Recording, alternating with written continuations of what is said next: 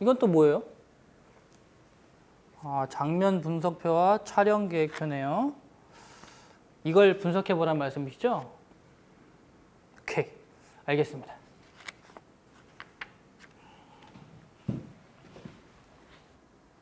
교수님 안녕하세요. 예, 안녕하십니까.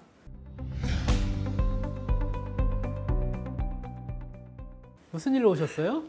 제가 오늘은 이게 궁금해서 가지고 와봤습니다.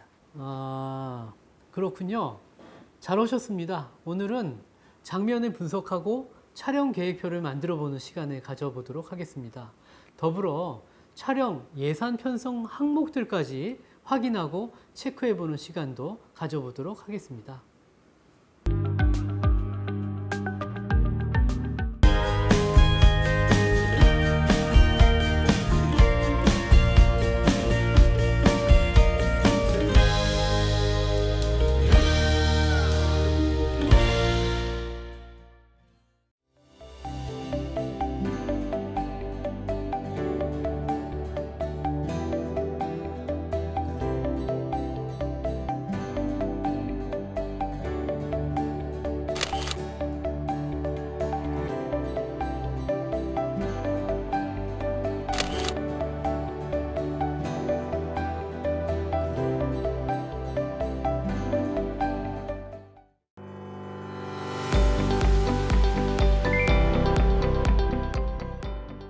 네, 장면 분석을 위해서는 대본 브레이크다운이 필요하죠. 실제 촬영을 위해서 완성된 대본을 상세하게 분석하고 잘게 쪼개는 작업입니다. 촬영 장소, 시간, 인물, 의상, 분장, 미술, 음악, 특수 효과 등 대본에 포함되어 있는 각각의 요소들을 세밀하게 파악해서 분류하고 기록합니다. 장면 분석표입니다. 브레이크다운 시트라고 그러죠. 드라마의 대본 분석을 바탕으로 파악된 요소들을 모아놓은 표입니다. 정해진 형식은 없으나 씬 번호, 장소, 시간, 주요 내용, 출연자, 소품, 의상 등 촬영에 필요한 주요 구성 요소들의 내용을 일목요연하게 기록해서 각 스텝이 쉽게 확인하고 준비할 수 있도록 한 기준표입니다. 각 씬에 하나씩 만들어지죠. 씬 리스트입니다. 각 장면 분석표들을 씬 순서대로 정리해 놓은 리스트입니다. 촬영 일정에 맞추어 씬 리스트를 작성합니다. 씬 리스트는 드라마 촬영 계획서의 주요한 요소가 되죠. 촬영 계획표, 촬영 날짜별로 씬 리스트를 작성해서 촬영 스텝이 촬영 내용과 출연자, 장소 등을 파악할 수 있도록 만든 표입니다. 촬영 계획표의 구성 요소로는요, 첫 번째, 주요 스텝 및 연락처입니다. 연출, 촬영 감독, 조명 감독 등 촬영에 필요한 스텝의 이름과 연락처를 표시하죠. 두 번째로는 촬영 날짜입니다. 촬영할 날짜를 잘 적어 놓죠. 그리고 방송 회차, 연속극의 경우 방송 회차를 표시합니다. 단막극의 경우는 표시하지 않아도 되겠죠. 씬 넘버입니다. 대본의 씬 넘버를 표시합니다. 전체 대본에서의 장면 위치를 파악할 수 있죠. S 혹은 L입니다. 촬영 공간을 표시합니다. 세트 혹은 스튜디오 녹화는 S로 표시하고요. 야외 녹화는 L, 로케이션으로 표시합니다. 장소, 촬영할 장소를 표시하겠죠. 그리고 내용, 촬영할 장면의 주요 내용을 간략히 설명해 놓습니다.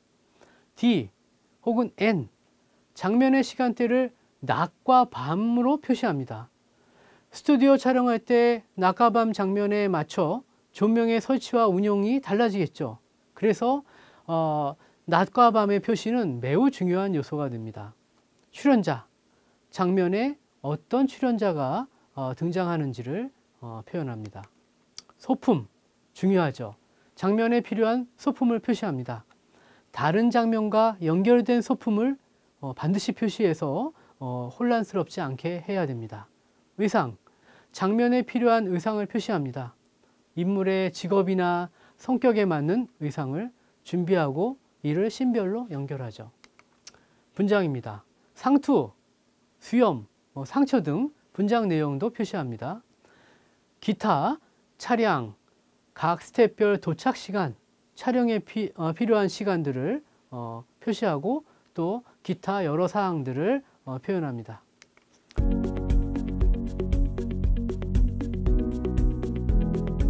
드라마 장면 분석 순서를 알아볼까요? 먼저 구성 항목에 표시를 합니다. 대본을 읽어가며 각 구성 항목들에 표시합니다. 컬러펜을 이용하여 각 구성 항목을 찾아 동그라미, 밑줄 등 쉽게 정리할 수 있도록 표시하기도 합니다.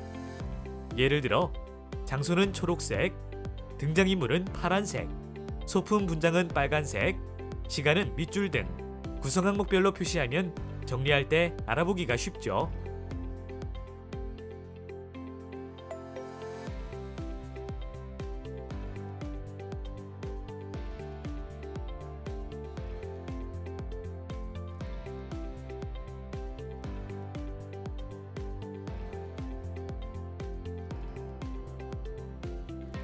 그리고 주요 요소들을 파악하여 장면 분석표를 작성합니다.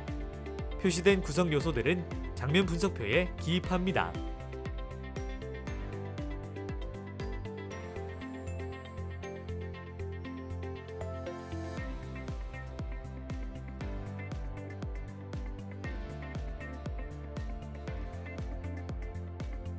다음으로 씬 리스트를 작성합니다. 각 씬별로 작성된 장면 분석표를 모아 씬 순서대로 배열합니다.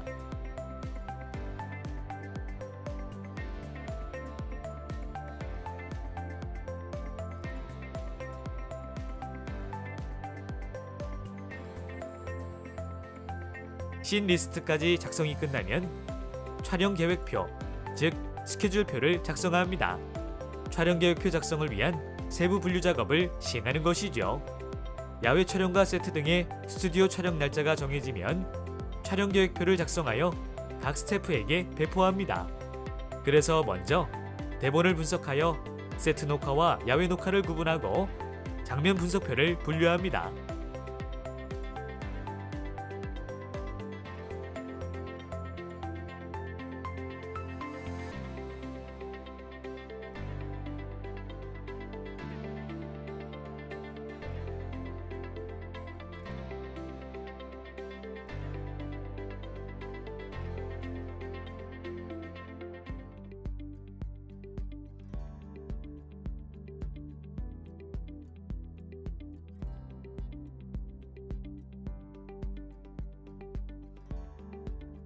다음으로 장면 분석표를 촬영 장소별로 분류합니다.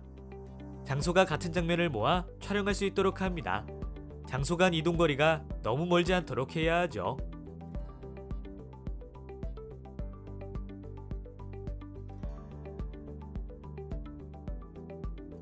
그리고 대본에 설정된 시간에 맞추어 분류합니다. 새벽, 아침, 저녁, 밤 등 시간대를 구분하는 것이 좋습니다.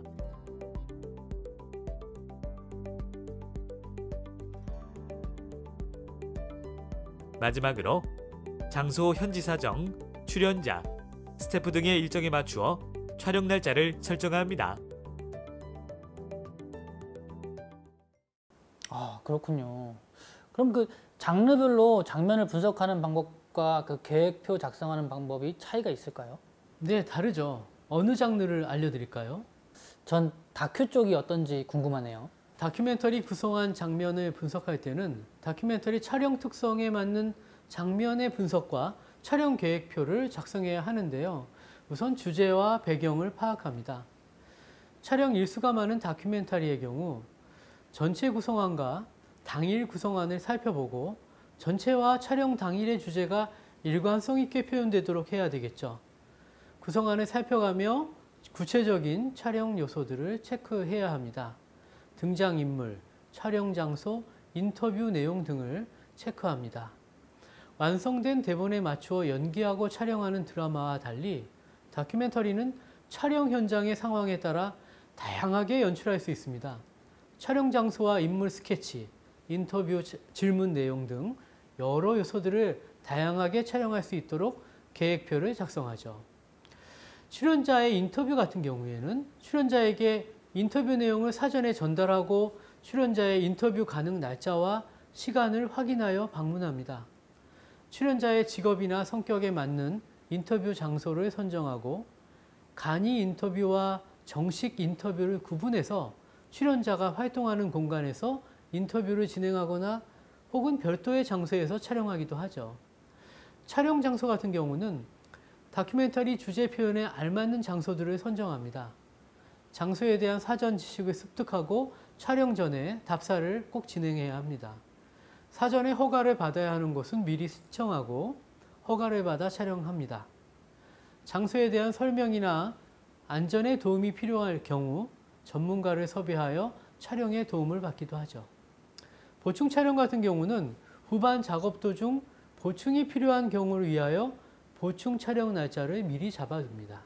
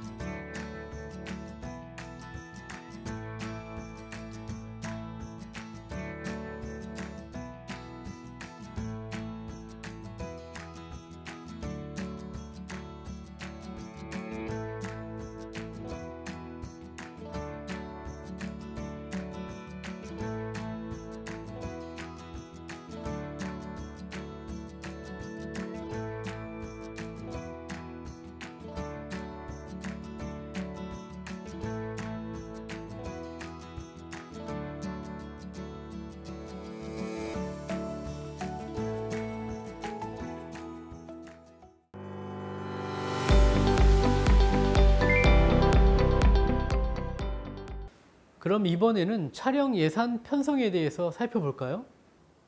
프로그램 제작에 관련된 전체 예산의 편성과 집행은 그 제작사의 프로듀서가 담당하는 거죠?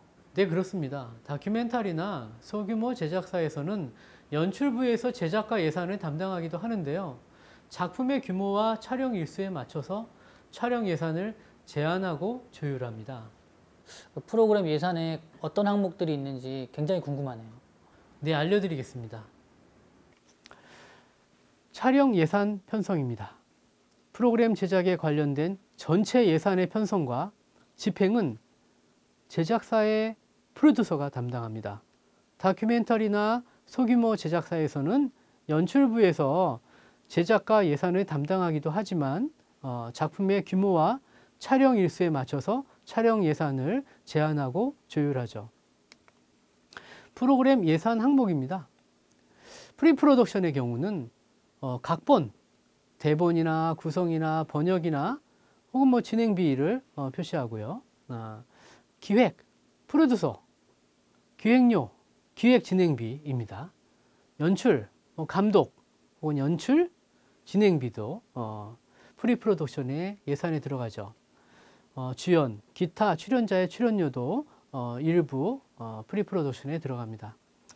헌팅, 차량, 제작 진행비도 미리 계산을 해 놓겠죠. 프로덕션입니다.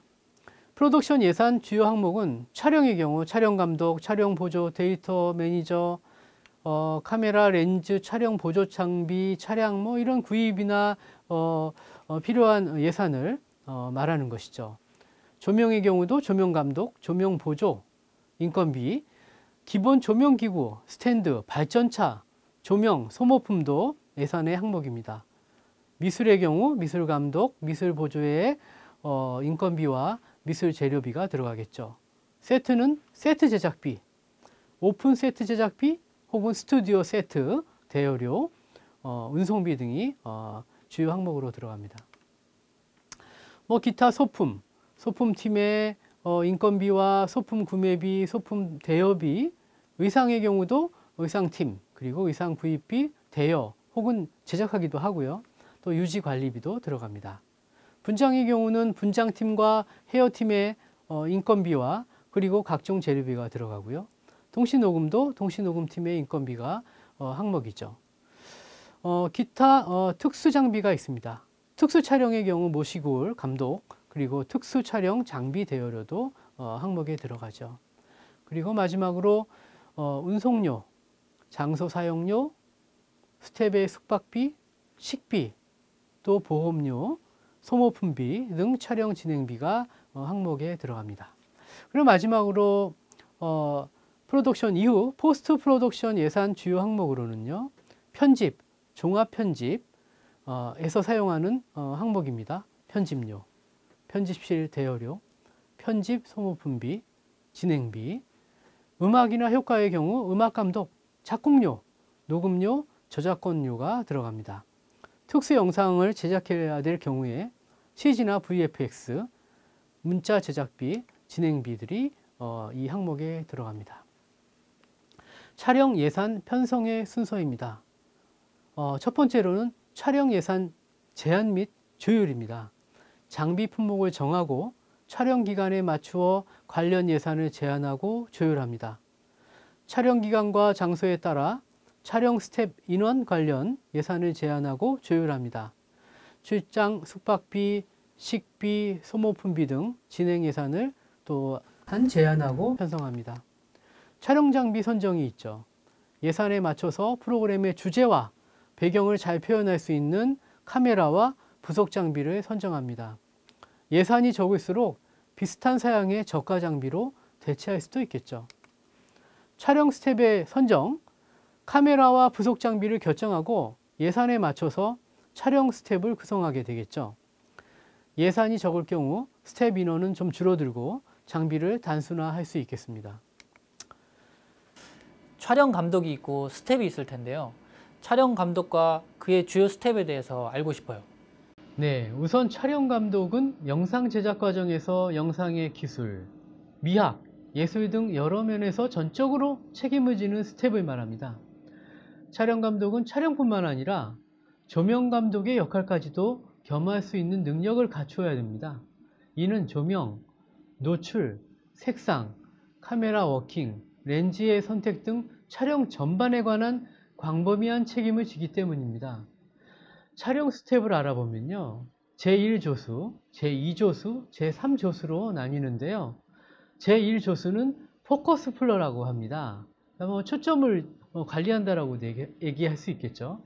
촬영팀을 구성하고 관리하며 촬영 감독을 보조합니다. 제2조수는 클래퍼라고도 하죠. 촬영팀의 일원으로 촬영 감독과 제1조수를 보조합니다.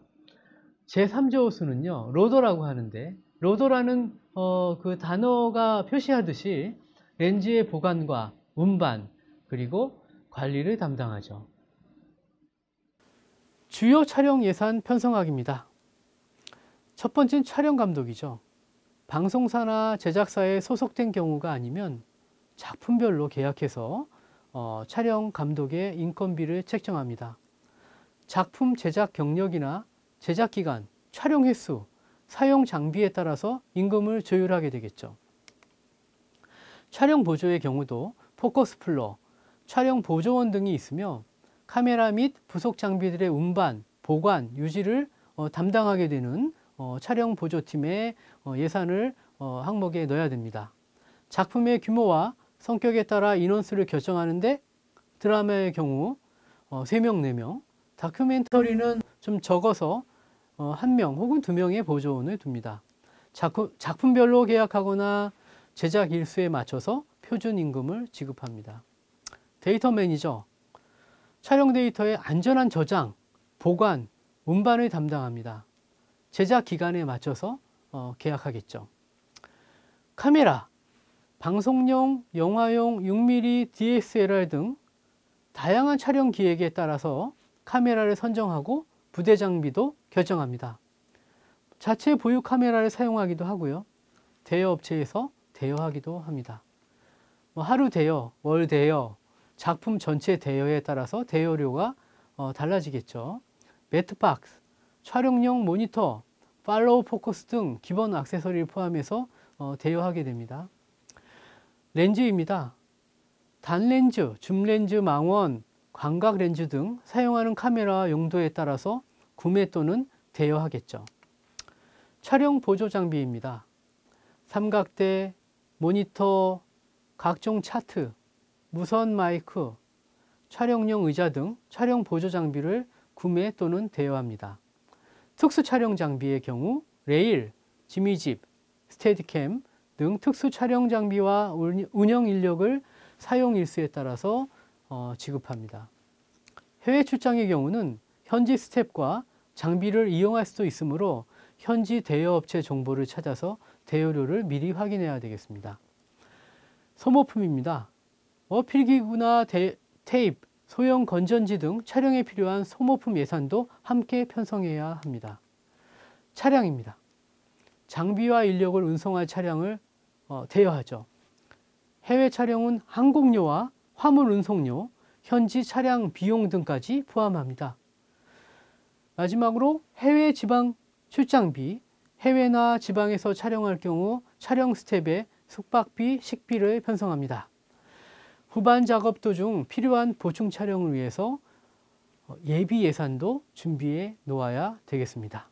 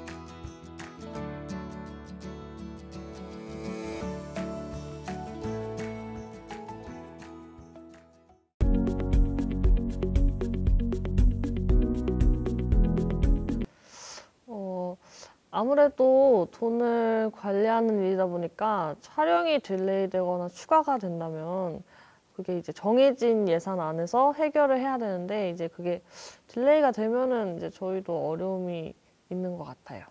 그래서 그렇게 되면은 계획이 급박하게 변화되다 보니까 그게 이제 즉흥적으로 대응하기 힘든 부분이 있어서 될 수 있으면 저희 제작진 입장에서는 이제 계획대로 진행되는 것이 최고인 것 같아요. 일단 물론 그런 일이 안 일어나길 바라지만 이제 만약에 경미한 사고의 경우에는 일단 신속하게 병원에 후송 후에 이제 그걸 이제 저희 예산 안에서 해결을 하고 만약에 이제 그것보다 좀 더 크고 중대한 인명사고이면은 보험 처리를 해요. 그리고 사고가 난 당일까지 인건비를 지급하고 그 후에는 보험 처리를 합니다. 그리고 장비 사고의 경우에는 저희가 워낙 고가의 장비를 사용하다 보니까 대부분의 장비는 보험이 들여져 있지만은 이제 저희가 이제 사용하는 소모품의 경우에는 소모품비를 지급해서 필요 물품을 구매하도록 해요. 일단은 크게 인건비, 장비 대여비, 미술소품비, 로케이션비로 구성되어 있습니다. 모두 고가이기 때문에 최대한 세세하게 계획하고요. 고가의 돈이 나눠지기 때문에 최대한 저렴하게 협의를 봐야 됩니다.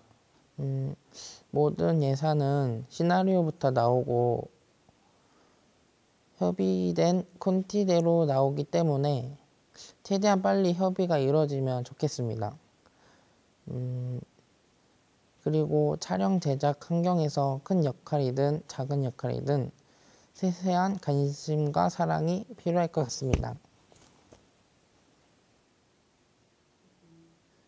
현장에서 참고할 만한 팁이 있으면 알려주세요. 일단은 많은 팁들이 있지만 대부분의 초심자의 경우에 이런 리허설을 안 한다든지 이런 뭐 사전 회의가 좀 미흡하다든지 약간 이런 부분이 있거든요. 사실 가장 중요한 부분은 사전 회의고 그리고 리허설, 연습 이게 가장 중요하거든요. 근데 이걸 좀 간과하고 그리고 촬영을 임하면 사실 사람이 사람의 일을 하다 보니까 어떤 상황이 벌어질지 모르거든요. 그래서 리허설, 회의, 프리프로덕션 이런 것이 가장 중요한 팁이 될 것 같습니다. 이 회의가 깊어지면 깊어지고 이 회의가 좀 깊어지면 깊어질수록 많이 이제 화면이 디테일해지고 영화가 이제 재밌어지고 요렇게 되는 것 같습니다. 촬영 허가가 필요한 장소인가 여부를 사전에 확인해야 하고요. 허가를 받아야 한다면 관련 기관이 어디인지 체크해야 합니다. 또 사생활이나 초상권 및 지적재산권 침해 여부를 사전에 점검해야 합니다. 일단 성공적인 영상 촬영이 되었으면 좋겠고요. 안전하게 마무리되었으면 좋겠다는 생각입니다. 드라마 촬영의 경우에는 뭐 연결된 내러티브가 문제가 있다면 그러면 잘못된 촬영 장면이겠죠. 뭐 다큐멘터리 같은 경우는 이 주제와 어긋난 장면이 있다면 추가하거나 삭제를 하는 것이 유의사항이라고 할 수 있습니다. 일단은 뭐 필름 시대가 지나가고 요즘 다 메모리 시대가 와서 이 데이터에 대한 관리가 되게 중요하게 되고 있어요. 그래서 새로 생겨난 직업이 이제 데이터 매니저라고 하는데요. 데이터를 백업하고 관리하고 전송하는 업무까지를 담당합니다. 이 많은 스태프들의 그 산출물인 영상인 만큼 그 중요성은 더 커지겠죠.